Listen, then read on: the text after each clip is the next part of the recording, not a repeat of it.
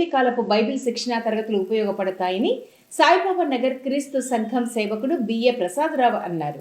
వేసవి కాలపు బైబిల్ శిక్షణా తరగతుల ముగింపు సందర్భంగా నగరంలో ర్యాలీ నిర్వహించారు.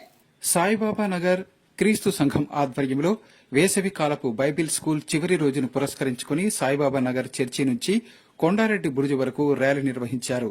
ఈ ర్యాలీ కార్యక్రమాన్ని క్రీస్తు సంఘం సీనియర్ సంఘ సేవకులు ఆనందరావు జెండా ఊపి కార్యక్రమాన్ని ప్రారంభించారు.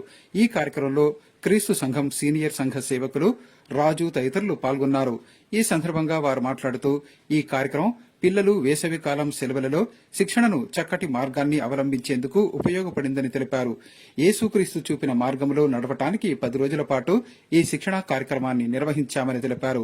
దేవుని వాక్యం ప్రకారం బాలలు నడవవలసిన మార్గాన్ని నేర్పించామని తెలిపారు. ప్రతి ఒక్కరూ కూడా దైవ మార్గంలో నడుచుకుని చక్కని ఉజ్వల భవిష్యత్తును పొందాలని, అందుకు బైబిల్ చదవటం ఎంతో ఉపయోగపడుతుందని తెలిపారు.